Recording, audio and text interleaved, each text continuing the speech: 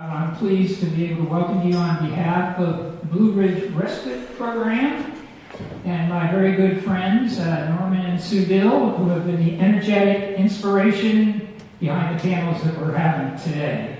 They gave me a good kick in the butt, and we've been working great together. So before we turn to the panelists, I'd like to tell you why we're here today, or you can tell me why you're here today, which might be more interesting maybe. But first off, the Blue Ridge Respite Program has been in existence almost 2 years now. It's a social model of respite. It exists in the Rockfish Presbyterian Church in Ellisburg, Nelson County.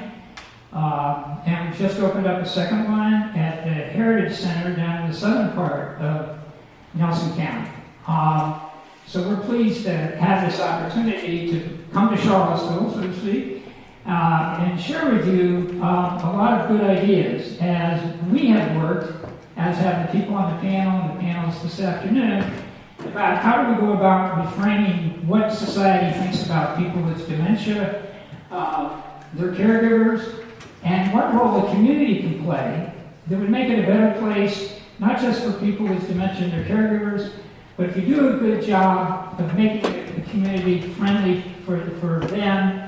Our view is that everybody can benefit from that at any age. It isn't just an aging issue.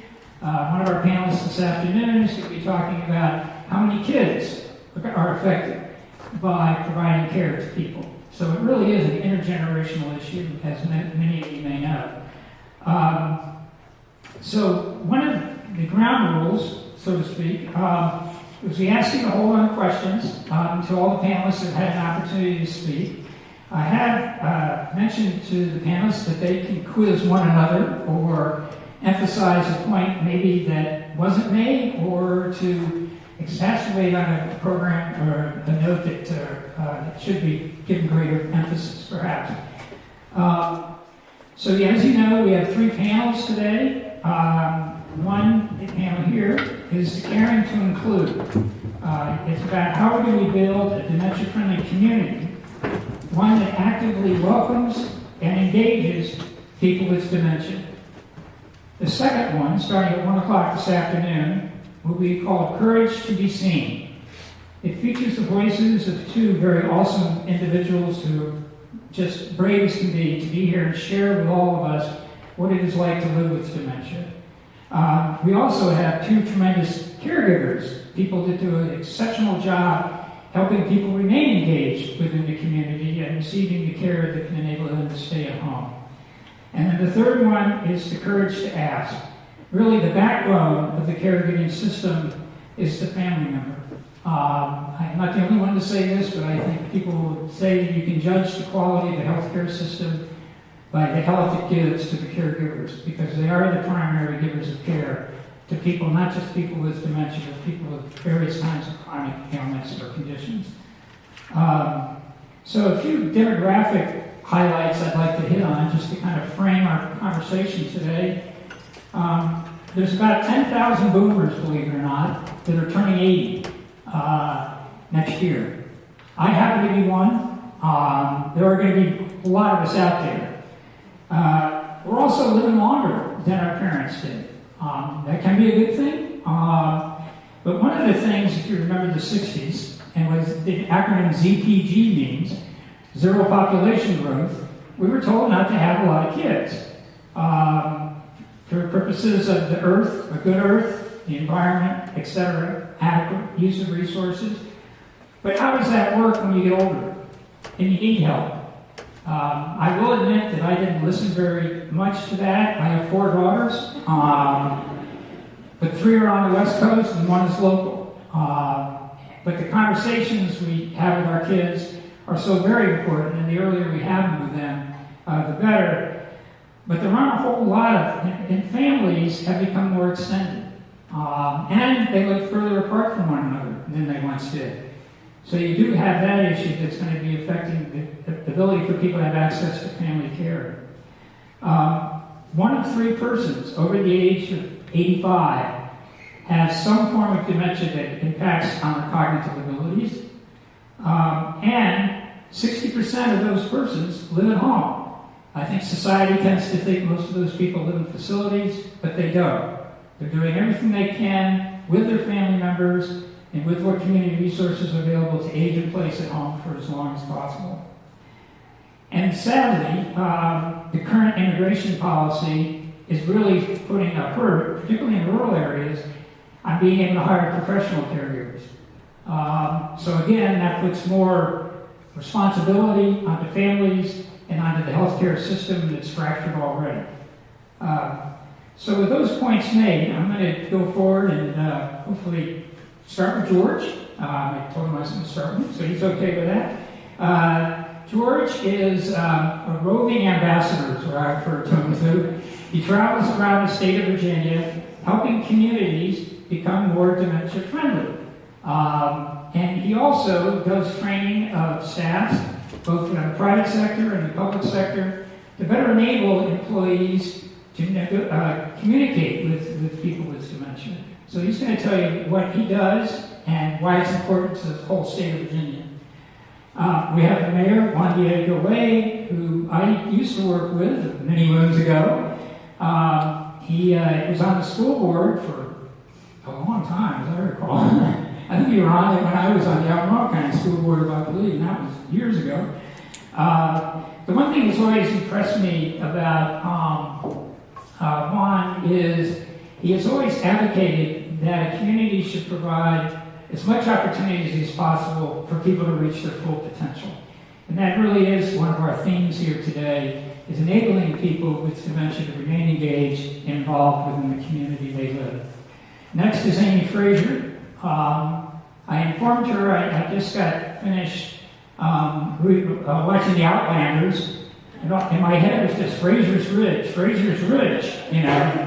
I wasn't dumb enough to ask if you were related to them, but she is going to Scotland in August, so she's going to run into a lot of Fraziers there. Amy is a native of Culpeper, maybe one of the first I've ever met, who was born and raised in Culpeper. And she works in a variety of nonprofit organizations as a volunteer, but most importantly, she's president and CEO of the Culpeper Chamber of Commerce, and she's here to share with you some amazing things they've been able to do up there with businesses. And then Daphne Spain, who's lived in Charlottesville a long time, I know. 40-ish years. Daphne is the owner of Second Act Bookstore. I first got to know Daphne when she was on the Albemarle County Planning Commission, I believe. And prior to that, or simultaneous with that, she was a professor in the Department of UVA of Urban Studies and Architecture. So thank you, Daphne, for being here. So George, it's all yours. All right. Well, thank you, Gordon. And thank you all for being here today. And thank you, Norman and Stu, for organizing this. This is really fantastic that we have a forum, an all-day forum to talk about dementia and raise awareness. So this is really wonderful. So I'm going to just try and set some context at a statewide level, and then we're going to drill down into the local level about efforts that we can all make to improve the lives of people living with dementia and their caregivers. So in my role as I'm the Dementia Services Director with the Department for Aging and Rehabilitative Services, and in my role I help support our state Alzheimer's Disease and Related Disorders Commission. This is an advisory body to the governor and the General Assembly. It's been around, I think, for 42 years now, helping try and improve services and supports across the Commonwealth. And since 2011, we've had a dementia state plan. Our first dementia state plan was pretty narrow. It had 5 goals, but only a few strategies to achieve. And one of those was the creation of my role. So there's been somebody in this role now since 2013, so 13 years. I've been doing the job for 8 years. And every 4 years we update the dementia state plan. So we're now on our 4th iteration. The current plan added a new goal around brain health and dementia risk reduction, which I can talk about till the cows come home if you want, but today we're talking about something different. But there is some information about brain health on the table outside and some other resources that we've developed at the state.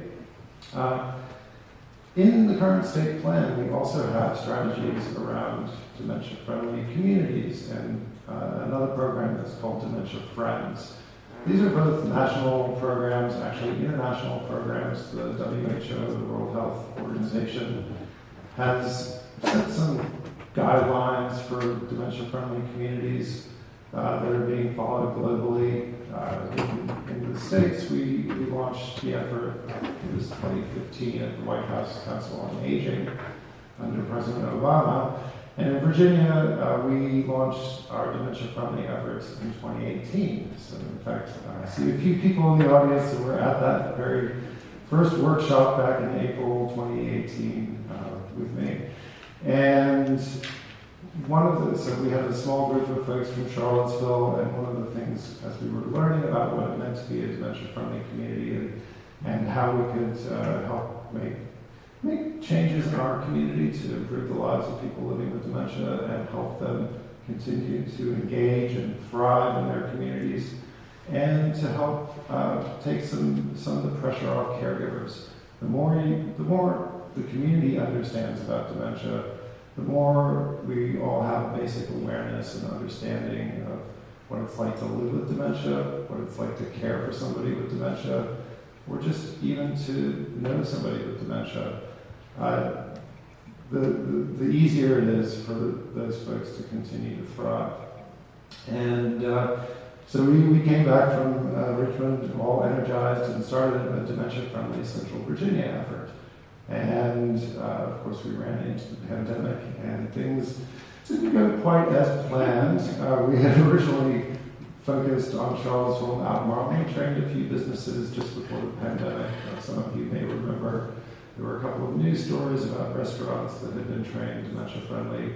I think it was 2019, which I think one of them went out of business during the pandemic. So it was hard to get traction at that point.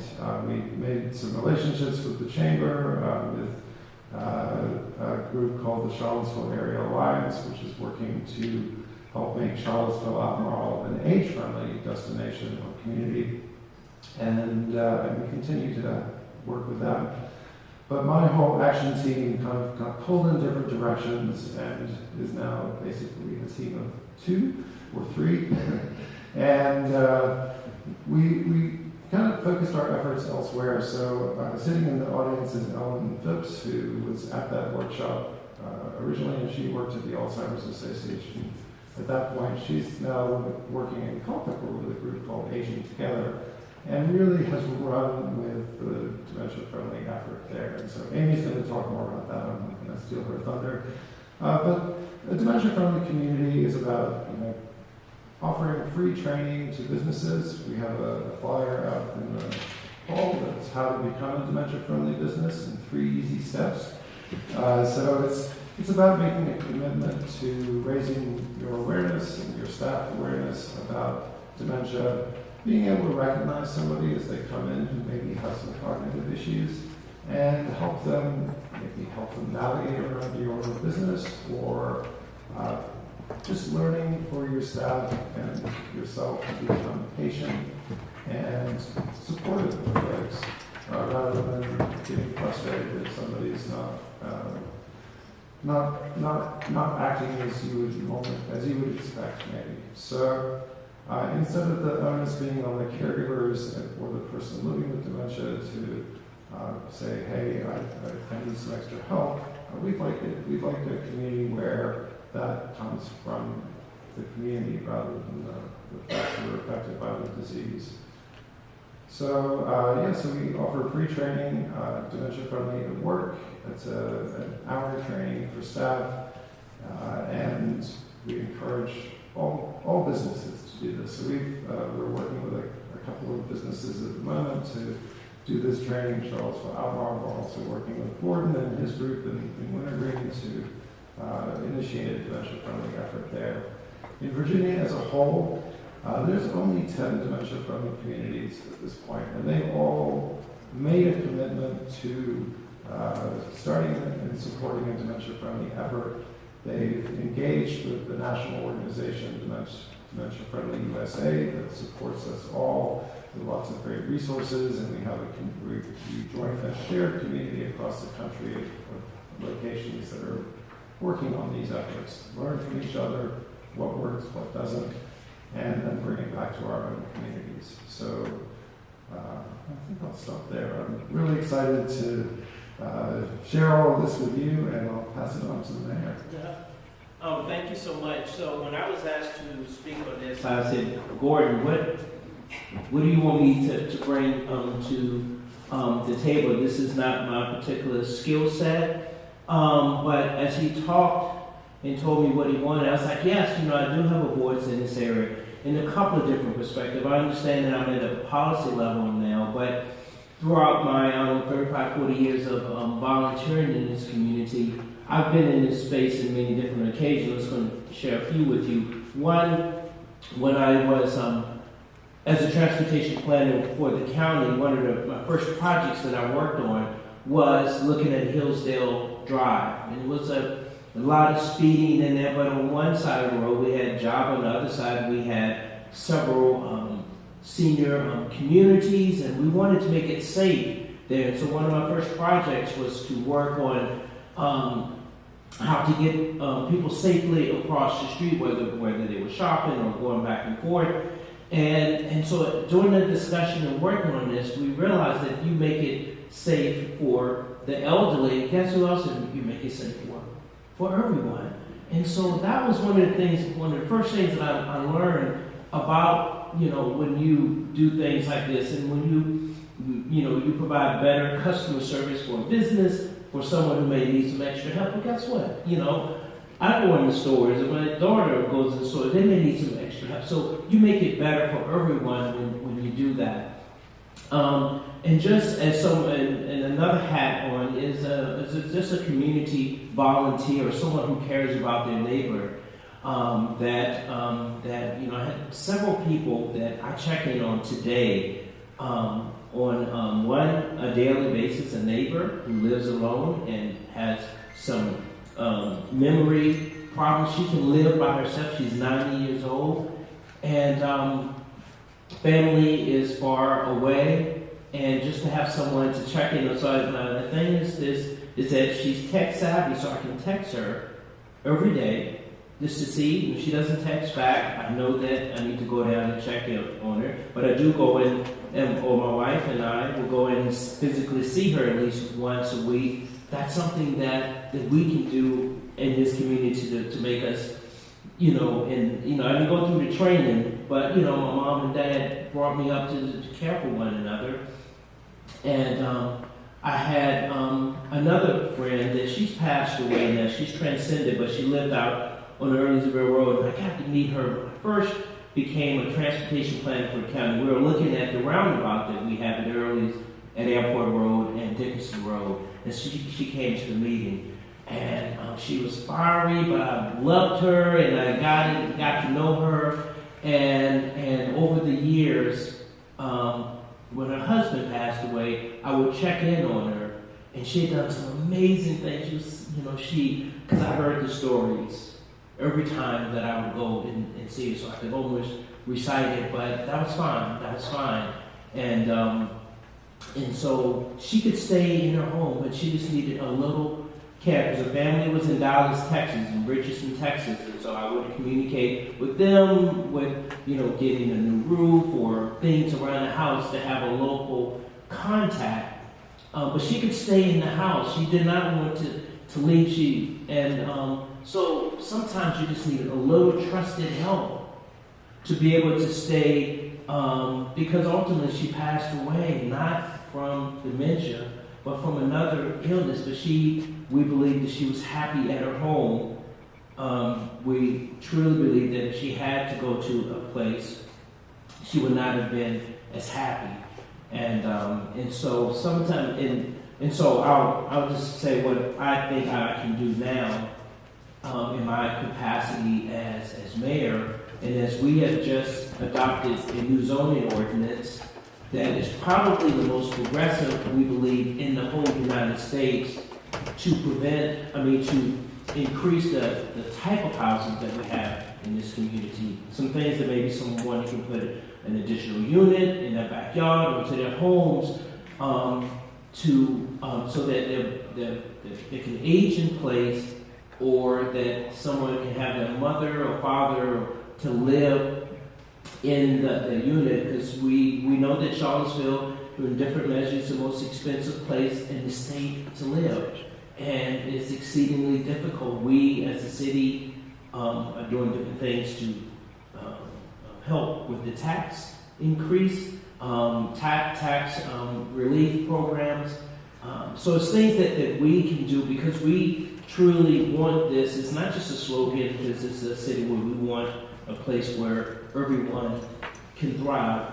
And that from 9 months or 9 days or 9 seconds to 99 years, we want everyone to be able to place in this, to create a space for everyone to be able to thrive. And I appreciate the opportunity of going through every nonprofit, it seems like, the school board and that council, to have all of that wealth of information as I'm at this policy level now. And when I enact legislation or policy, it's not just like listening to staff. I've lived it, and I've been there. And the last example I want to use is my mother-in-law and she is just a little powerhouse of a small Jamaican lady that when my wife and I, when we decided to move to Charlottesville in 1999, we asked our mother-in-law. She was living in Hartford, Connecticut. Huge house, like 6,000 square feet. Like,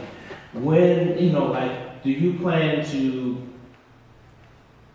ever move to Virginia? Because if you do, we want to kind of get a unit, a house with that in mind. And I remember that conversation. She said she never said it. She's like, no, never going to Virginia. Well, guess what? She came to Virginia. And so we had a place, so we were able to fit her in. But she was with us for nearly 10 years, and we saw that, her memory was fading and forgetful things. And so we had, I see my dear friend at home said that, we had to get help to come in. Really difficult for two government workers to be able to pay that. But we were able to do that. Eventually, she's transcended now, just a year or so ago. But to be able to have a place and be able to have the respite for the caretaker, which was primarily my wife. We would either take my mother-in-law away or let Claudette go away, my daughter and I, because it's really hard work. And when you talk, I saw the sandwich or the Oreo with the missus taking care of the daughter and the mother. It's hard work. I tried to stay out of the way. I said, but it's really hard work, and so we hope that now there'll be more housing opportunities for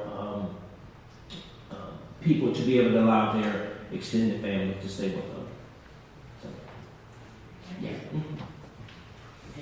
Okay. Good morning, everyone, and thank you so much for having me. It's such a pleasure to be here today on this panel. I want to thank Norman and Sue and Gordon and the Tom Tom Festival planning organizers. A dementia-friendly future isn't necessarily about treating people differently. It's about treating people thoughtfully, and I think that Culpeper has really shown how a small community can make a big difference. So why does it make sense for a business to be dementia-friendly? Because being dementia-friendly isn't just compassionate, it's smart business. Dementia-friendly businesses are customer-friendly businesses for everyone. The Alzheimer's Association estimates that over 7 million Americans 65 and older are living with Alzheimer's disease. We will all be affected by these statistics because they represent our family members, our friends, our neighbors, our coworkers, our colleagues, clients, and our customers. It just makes good sense, personally and professionally, to increase awareness about dementia in every area of our community. A diagnosis of dementia doesn't mean that a person has lost their dignity, nor should it mean that they give up on all the things that make their life more fulfilling. So many people living with dementia continue to shop, to dine out, to bank, and use local services, often with a care partner, like a spouse, adult child, or a friend. Businesses that make these experiences easier earn loyalty across entire families. If customers who have dementia and their family caregivers don't find it easy to use a business, they will simply spend money at a different one. Businesses that have an understanding of dementia and how to engage with and interact with community members who may have dementia have a competitive advantage. Research shows that 83% of people with memory problems have switched their shopping habits to places that are more accessible. So being dementia friendly enables businesses to retain existing customers and also attract new ones. Caregivers will notice and they will remember. They will seek out businesses where their loved ones are treated with patience and dignity. So a single positive experience or a negative one can determine where they spend their money long term. When you serve someone with dementia well, you retain the business of their whole family. It also reduces stress for your staff. Dementia-friendly practices give employees tools and confidence to handle situations calmly and professionally, rather than feeling unsure or overwhelmed. And it strengthens your brand reputation. Communities increasingly support businesses that demonstrate inclusion, empathy, and social responsibility, especially in small towns like Culpeper, where word travels fast. The Culpeper experience, our progress has come from conversations between families, businesses, nonprofits, healthcare providers, and civic leaders, rather than mandates. So starting in 2023, the Culpeper Chamber of Commerce entered into a partnership with Aging Together. Aging Together is a nonprofit partnership-driven agency that works in the 5 counties of Planning District 9 in Virginia to address the needs and preferences of the growing older population, assuring that residents will have the services and support that they need as they age. We had a lead volunteer, trainer, John Beck, and he hosted regular training sessions for groups of organizations or one-on-one with specific organizations. The list of participating Culpeper businesses is remarkably diverse. It includes restaurants and banks, our hospital, doctor's offices, dentist offices, retailers, our library, the museum, and many independent downtown shops. So this breadth really shows that any business can do it. In recognition, participating businesses, they got a window decal. So they were publicly identified as a dementia friendly. And they're listed on the Aging Together website, as well as have a specific category within the Culpeper Chamber's directory, making dementia friendliness a visible and community-wide brand. The window decal matters a lot psychologically too, because it tells a person with dementia and their caregiver that they're welcome there. And that sense of safety can mean the difference between someone engaging within their community or just staying home. Because business owners often know their customers personally, there's already a culture of caring there, and so dementia-friendly efforts build on that rather than replacing it. When business owners and staff can understand what dementia could look like, confusion with money, difficulty finding words, anxiety in loud spaces, they respond with patience rather than frustration. So Culpeper has really tried to model doable inclusion. The message has never been do everything perfectly. It's more like do 1 or 2 things better consistently. Culpeper proves that dementia-friendly communities are built through relationships and not resources alone. So the role of the Chamber of Commerce within all of this is we've really played a connector. So we represent the business community, and so making connections and building partnerships is a major part of what we do on a daily basis. So we bring the businesses together, we normalize the conversation, and we frame dementia-friendly practices as a community standard rather than a special initiative. This convening role can also make the process easier, as we could organize group training sessions and multiple businesses could get trained together rather than having to do so individually, business to business. The Chamber endorses dementia-friendly practices and is itself a dementia-friendly organization, which I think sends a powerful message. Inclusion is good for business and good for Culpeper. The Chamber helps ensure this isn't a one-time effort, but an ongoing commitment from our community, woven into how businesses think about customer service. And probably the most important message for business owners is that you don't need a business renovation or a budget line item to be dementia friendly. Trained volunteers can deliver a 30-minute to 1 hour session for any staff group. Daphne, please, as a business owner. Yes, and I was asked to talk about what makes a business dementia friendly. I think bookstores are a particularly important place in community building. They're like sociologists and planners call it a third space, third place. It means it's not work, it's not home, but it's a gathering place.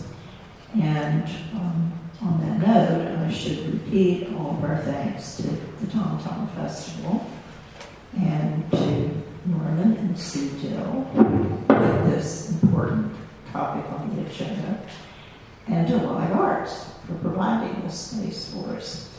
I'd also like to thank Charlie Stewart and Ann Holland, my new neighbors at Westminster Canterbury, for sharing their expertise in this area.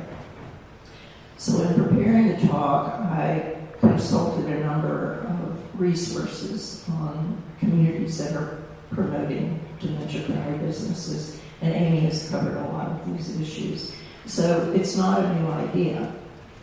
It's being done across the country and locally here.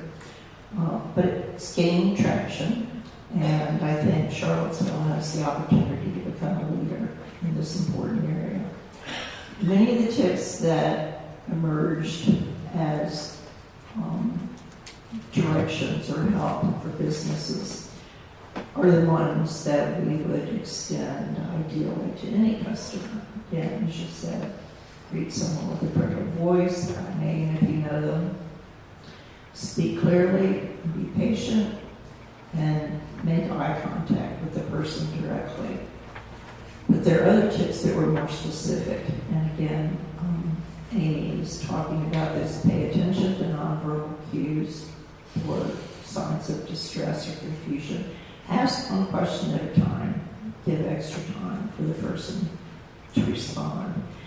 And demonstrate an item or directions rather than just describing the words. So you don't just say, well, the fiction section is at the back to your left. You walk back with the customer to the fiction section. Offer help with counting money at checkout if that seems to be appropriate. Make staff easy to identify. And turn down the music. Oh my gosh. I have to, when I walk in the door, I look for empty book stands and I listen for loud music. And I fill those book stands and turn down that radio. So that's just part of creating a considerate environment for everyone. So when I started considering how my own business could become dementia friendly, I thought about some things that already work and some things that need improvement.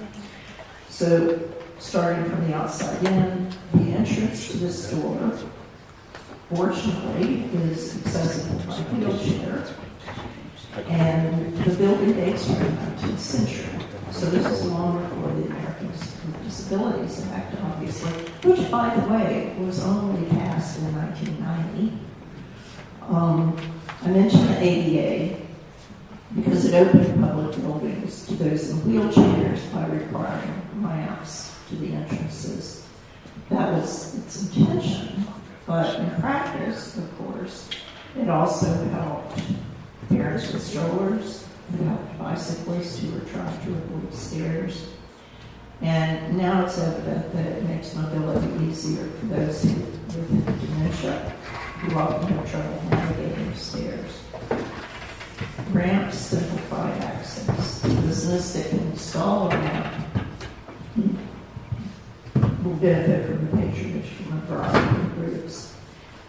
And let me remind you also that the Americans with Disabilities Act defines a disability as a physical or mental impairment that substantially limits a major life activity.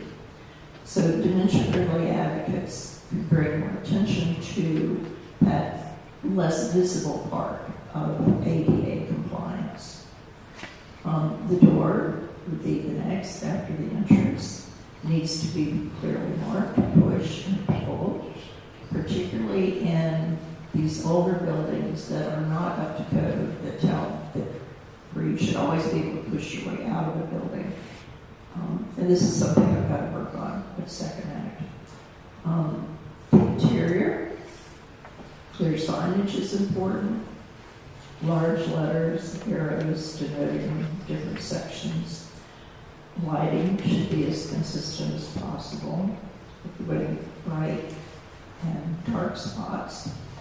And then there should be seating. And we've got a couch that's a little bit low, but we also have a chair that's sturdy and a person can sit down easily.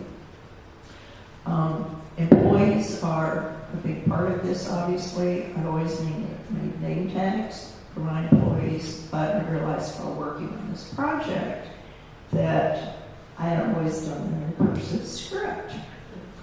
So I've changed the script to a sans serif, bolder, easier to read sign.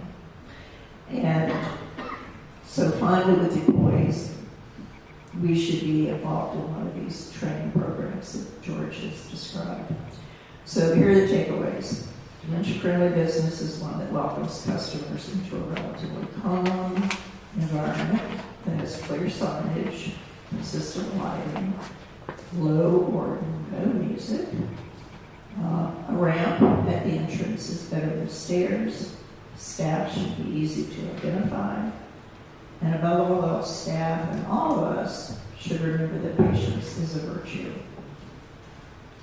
Thank you.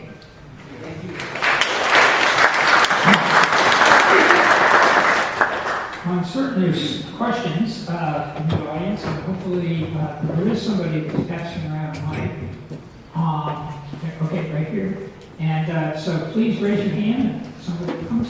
So while she's going over to the mic, I just want to tag on something that Daphne said that I didn't realize, but it makes sense. And just like it's as you exit to push out, yeah, I can see that where that would be easier. You don't have to back up and pull the door. So Why don't you talk to my landlady? And put on your mirror hat. I don't have the budget myself. Yes, please.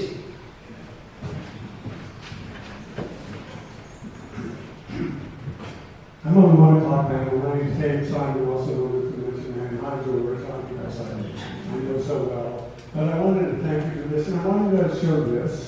If you haven't seen it, it's available at airports, Amazon, but you all might want to keep supplies available. On Amazon, they charge you $15. They're free at the airport. It identifies somebody with a head disability. The yellow sunflowers are a universal sign of a cognitive disorder. There are two things I want to discuss. I want to so much thank our end panelists for everything I'm not talking about what it's like to have dementia at 1 o'clock. A word I hate, we're going to get rid of that word. A cognitive disorder. A cognitive disorder. It's Alzheimer's disease. Making every place dementia cognitive friendly. The ADA actually requires, you're correct, it lists it, but that means it's required. Just as you're required to have a ramp, you're required to make your facility, if you're otherwise required to comply with ADA, you are required to make your facility accessible to those with cognitive disorders. And the things you listed are all ways, and both, everybody did, are all good ways.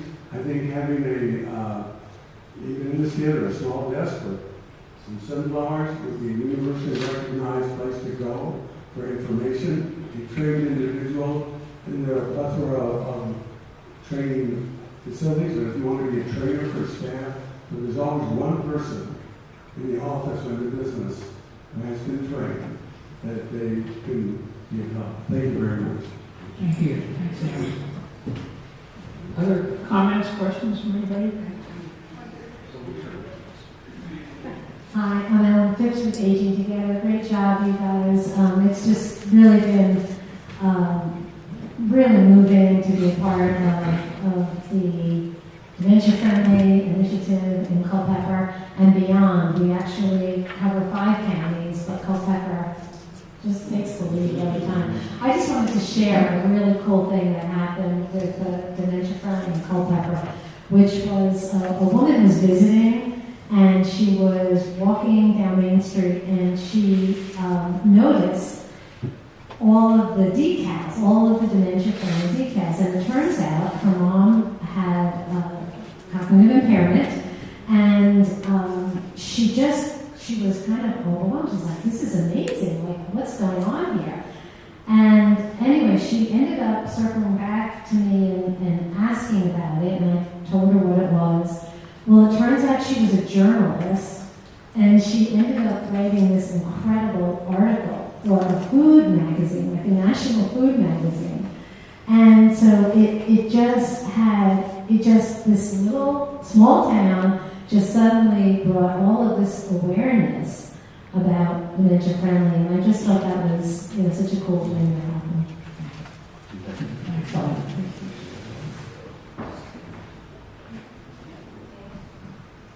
Thanks.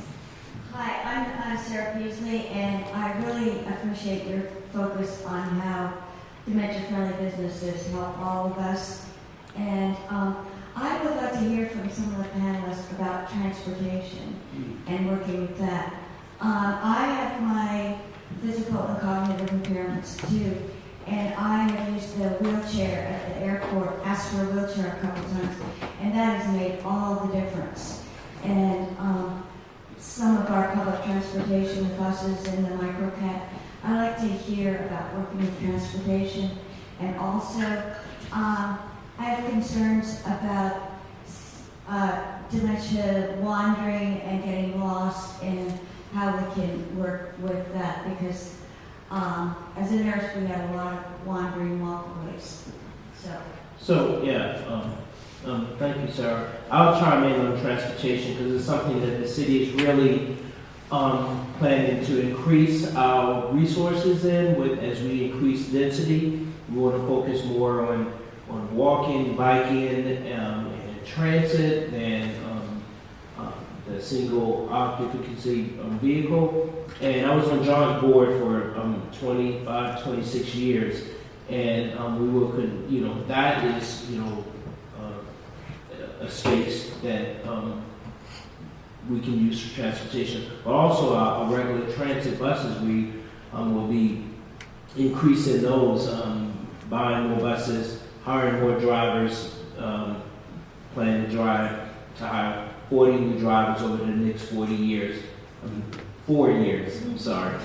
And so we want to increase frequency. We just had someone, a senior citizen, come to our meeting on Monday night and to say that she got rid of her car because it broke down, and she now is able to.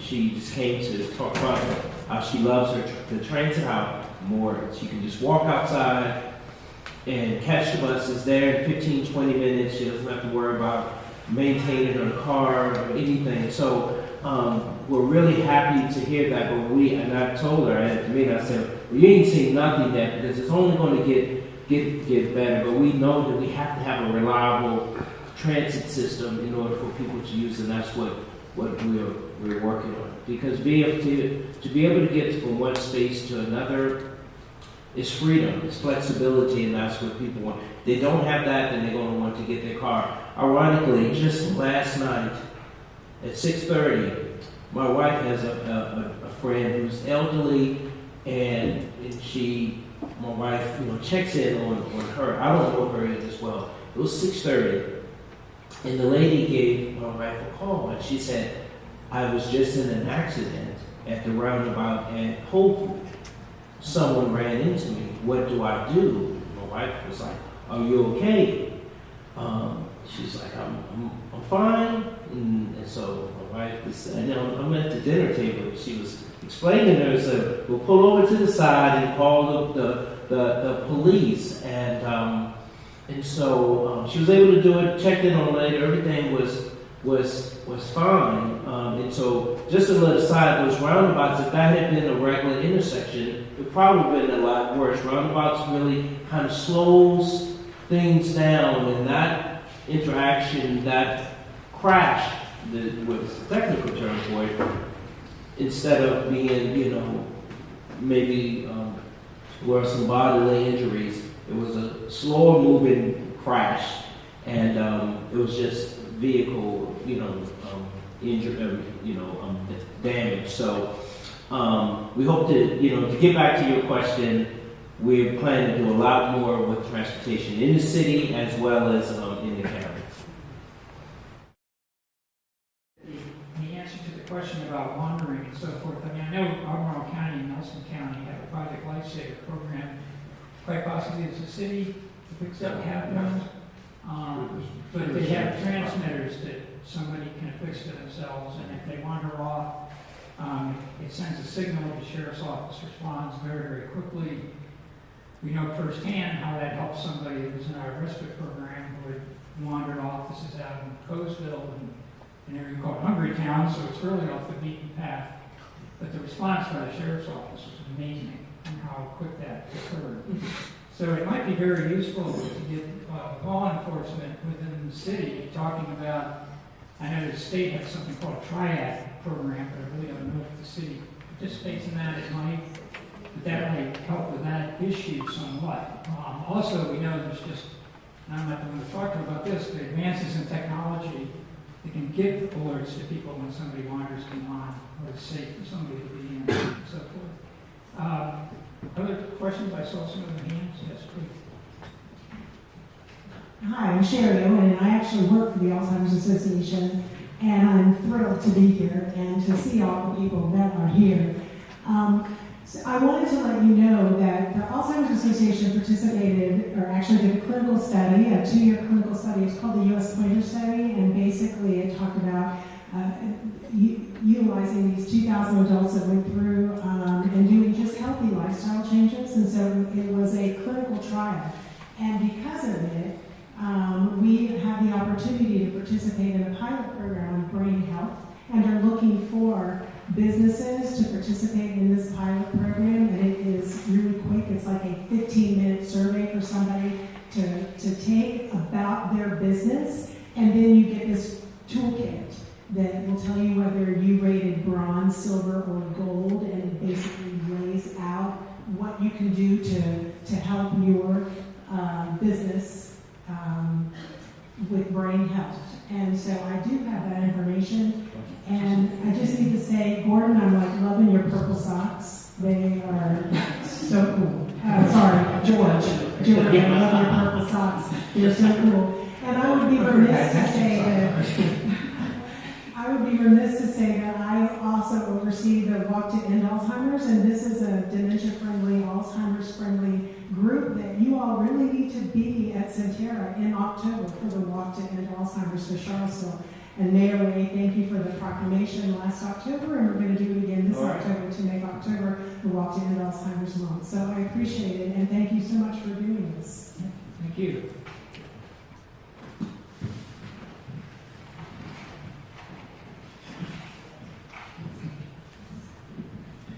I'm Charlie Stewart, and I've been an advocate of supporting people with dementia and other cognitive challenges for a number of years. Mayor Wade and all, having heard the discussion thus far, what would be your objectives, say, 3 years from now for Charlottesville, and what is its current state as a dementia-friendly community? Great question. What I would, just hearing some ideas today, I don't know if we have like a program like you have in Charlottesville. And I know that you know Andrea. I've taken some notes. Andrea Copeland, the executive director of our Chamber of Commerce. That is something that I think that we can do to make our business more business friendly for everyone. I'm going to see if that's something that we can do.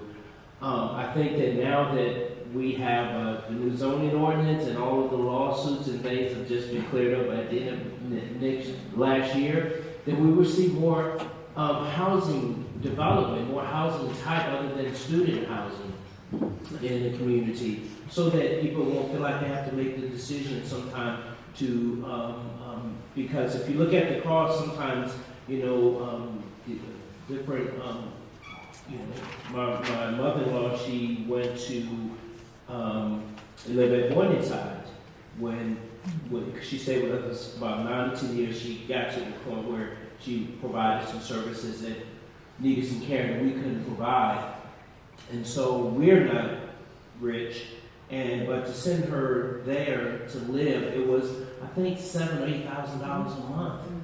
And if we look at like what we, and it wouldn't work for us necessarily, but to add something onto the house where you don't have to get a special zoning ordinance to do something, and I see more of that so that we can see families being able to stay together instead of every day going to visit them or something. Those are the type of things that I know that will make a difference. Something else that I would like to see more of, and that this winter really revealed that, and that is to have a program where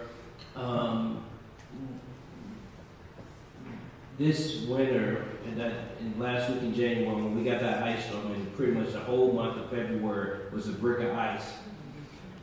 And we have an ordinance that said within 24 hours after the storm, you have to have your front sidewalk clear.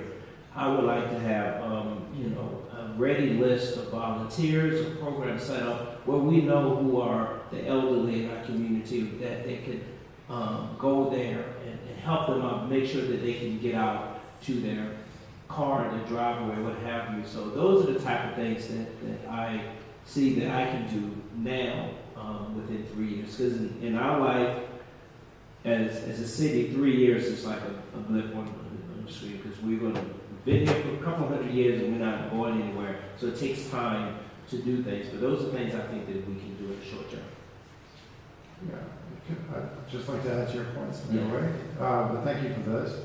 And Charlie, thanks for your question. So we do have the foundation of the dementia-friendly effort here, Dementia-Friendly Central Virginia. And as our focus has been on some of the other counties, but we'd love to build on that foundation and create the really thriving dementia-friendly community here. So if anybody who's willing to pitch in and assist, please talk to me, and I'll certainly be connecting with the chamber and with my contacts at the city. I'm not sure how many people want to volunteer to shovel snow. If there's any the mayor would like to know. Could you just mention very quickly what the proclamations, there are communities that do proclamations around this issue, and how that may help trigger greater interest on the part of the private and as well as state communities? Yeah, so I think maybe the person from the Alzheimer's Association can talk to how that proclamation really helps raise awareness. But that's something that other communities across the country have used as a way to build that initial interest and let people know that something is happening in their communities around this issue. Do you have anything to add? No, that's exactly what we did. I also oversee Waynesboro, Stanton, and Greater Augusta, and we did it over here as well. And it did bring awareness to people who normally wouldn't see something like that.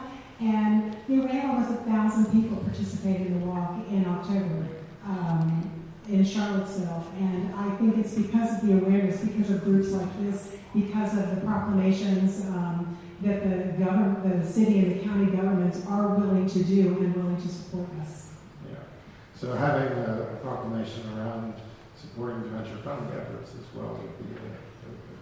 Something broader than Yeah. just supporting the walk itself a year round.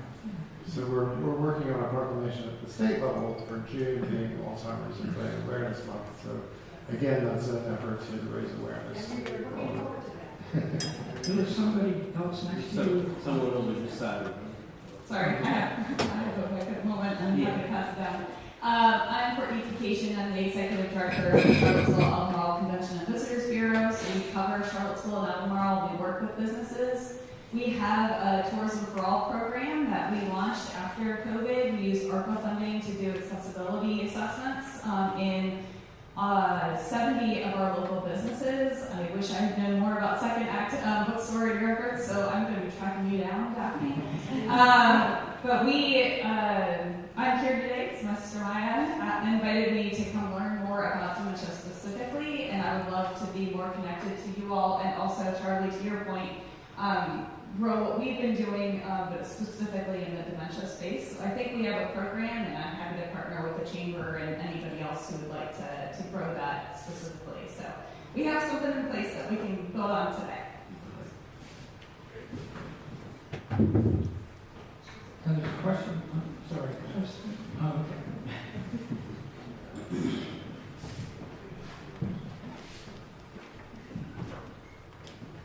Hi, my name is Connie Brennan. I live in Nelson County, and I want to thank you all for being here. I have participated in some of these dementia-friendly initiatives with Gordon and actually with George in Nelson County. I am here to talk about something else, and that is how it is possible for people with dementia to make the staff in various businesses a little easier, how to make it a little easier for them. I created, well, first I'll say that my husband died of dementia about 3 years ago, and I was his caretaker for quite some time. I created small business cards, and I would write on that card, my husband has dementia, so his behavior may be a little unusual, or something to that effect that I could give to a server so that I didn't have to explain anything.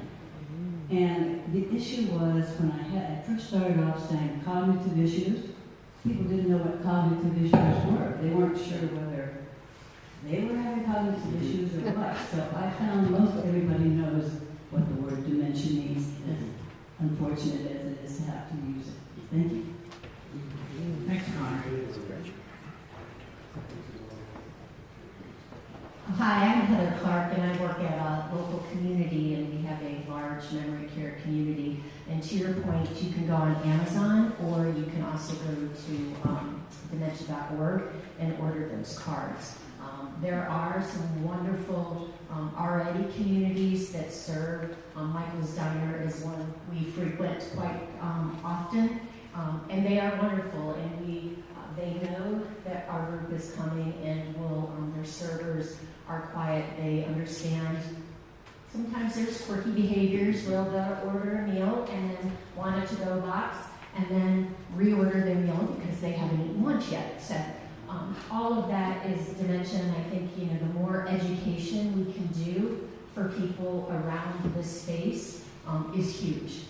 And I'm willing to be helped however I can to partner in that, because it's such an important thing. When you figure the average age in my memory care community is younger than my assisted living community, it impacts everyone. Thank you. There's someone back here. Two guys there. We have about 5 to 10 more minutes, and then we're going to. My name is Chris Miller. One comment and then one question. Mayor, you said the magic word. You said housing. I work at the Haven, so I would be remiss if I did not point out that we are seeing in both our homeless population and our eviction prevention program a growing number of older adults who are experiencing both of those. They're on the brink of being evicted or losing their housing, or they are already homeless.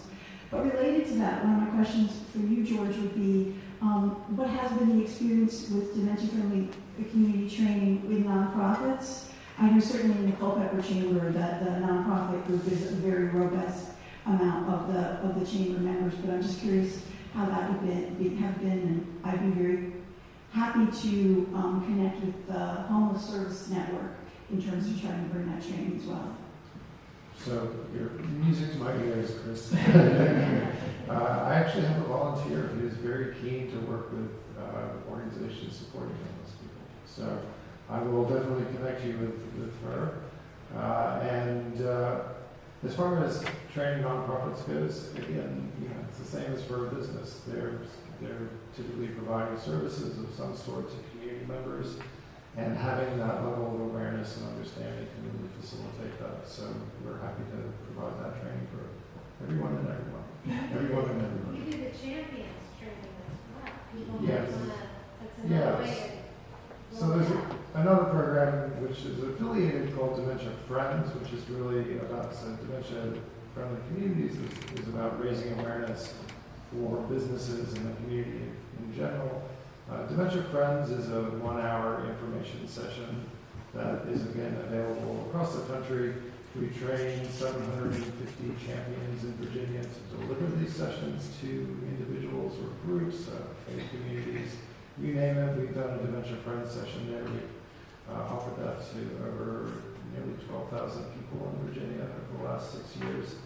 And always happy to connect people with a champion to deliver a session for them. Again, covering the same sort of points that Amy and Daphne mentioned, the warning signs, how to recognize cognitive changes, and learning some communication tips and strategies. But it also encourages somebody to commit to a dementia-friendly action of their own.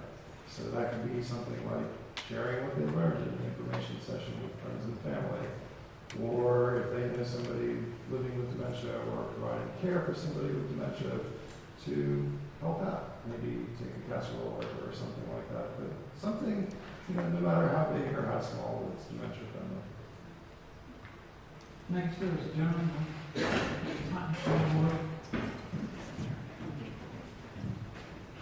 Oh, maybe 2 more. Sorry. That's okay, we'll get to them. Go ahead. Hi, I'm Jean with Home and Stab, I'm also on the board of JABA, and thank you for doing this. We're very lucky in Charlottesville that we do everything on steroids. So I can see us being really good at this, but who's going to lead it?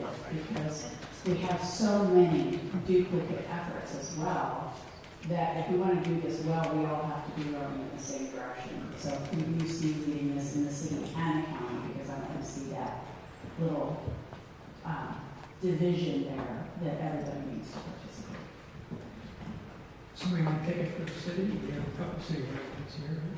I just can say that you hit the nail on the head. We, as someone who cut their teeth on volunteering and being part of the nonprofit community here in this community and dealing with it with the homeless, that we definitely have the tendency to work in our silos. We want to stay with our mission that we've had for 447 years, keep our donor base. But in order to address these things, we just simply have to work together. There's no magic to that. It's just hard work and understanding that we have the same vision. Yeah, and again, we have some collaborations already in place, like the Charlottesville Area Alliance that's working on the age-friendly effort. And building on that, maybe a subset of that. I'm happy to be a point person for this. I've been involved with it since the beginning here, and just rekindle those relationships with the chamber. Of course, that's so important. We know how to do it. We just need to get it done. Hi, my name is Jason. I have a company called Alula, and we're basically an education. Jason, could you hold the mic to your face? Hello. Yeah. Hello. Let me back up. So my wife and I were 8-year caregivers to her parents. Her dad lives with Parkinson's, her mother with pretty advanced cognitive impairment at this point. We have a 14-year-old daughter. We both work. And I just want to say to the folks that are taking the efforts to improve your business, particularly the restaurants, I love you all that do those things. You know, we found one that's we frequent often, and when we come with all 5 of us, and we spend heavily because we know that we can count on those folks.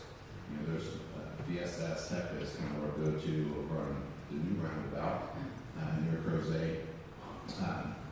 And that's one that, food's fine, but I know when the server comes, he's going to sit down, he's going to squat down, he's going to look at my mother-in-law in the eyes and make her feel like she's on top of the world that day. And we do that every week. And so the financial benefits are there. The personal benefits are even greater than the financial benefits that those folks that do those things will receive. And I just wanted to say that as far as companies that are willing to take that effort and do that thing. For us, it's a reprieve from fixing dinner and staying at home, and I can't even imagine how hard and difficult it is to live with dementia. dementia, but I know from experience how difficult it is to care for two parents at the same time that struggle with those types of things. And so we can get an opportunity to be with them in a way that is not caring for them, but just actually being with them in a social setting again, and be kids instead of the caregiver. It's a huge, that's a big blessing, really. So that's how we look at it. Thank you for sharing that.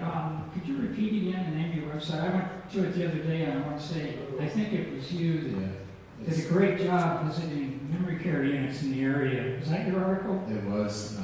Excellent, so by the way. It's with Alula, WITHALULA.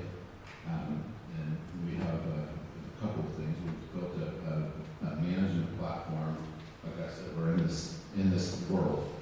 So we built this management platform to help families collaborate from distance. We have a bunch of education material around cognitive impairment and just aging in general. Dr. Justin Mother over here on the end is, we do a weekly newsletter that goes out that talks from both the clinical side, and my wife, she writes to the non-clinical caregiver side. She's a musician, and so she comes at it from that angle. My background is in logistics and supply chain, so I come at it from the operational side of how do we actually execute this stuff in a way that's not going to make us all lose our minds. So, Maybe just one last comment from the man in front of you, and then we need to end this session. Well, just to conclude, excellent comments made today, and with the Java comment, to bring all of this together, I would recommend you use the state plan as a model and key off that to build a plan for Charlottesville. Can't agree with you more. I